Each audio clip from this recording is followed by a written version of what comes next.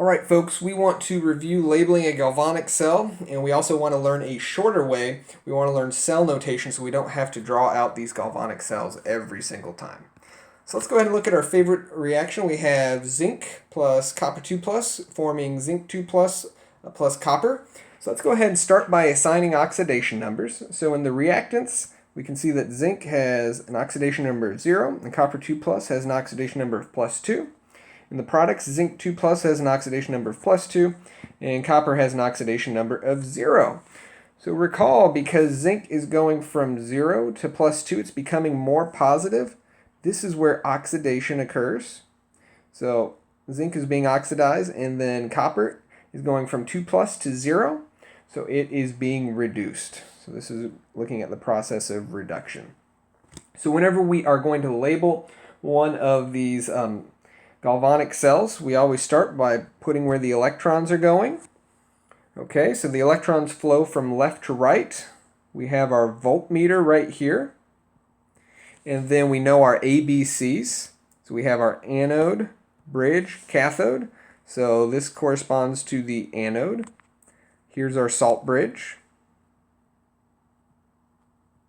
And then over here on the right, this is our cathode.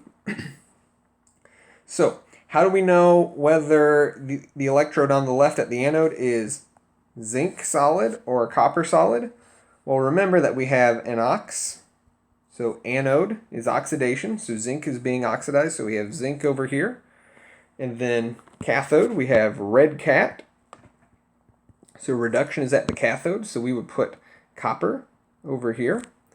And then in the solutions, we would have zinc 2 plus ions and copper 2 plus ions.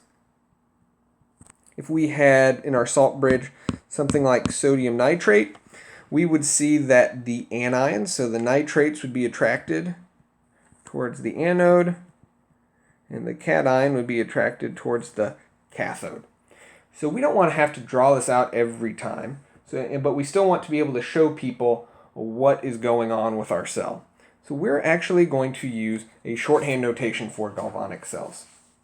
So for this reaction, instead of having to draw that out, what we can actually do is we can take advantage, because we know that it's looking at, again, the ABCs. We have our anode, we have our bridge, and we have our cathode. So if we go back and look at this picture, let's try to read this from left to right. So we have our anode here, which is in the solid state. And then we have these zinc ions that are in the aqueous phase. So there's a phase boundary there. Then we have our bridge. And then touching the bridge are the copper ions. And then we have another phase boundary that goes to the cathode. So what we can do is we can rewrite this using our ABCs. We can start by saying, well, we have zinc in the solid state. Then we use a single pipe to represent a phase boundary. So we put zinc 2 plus.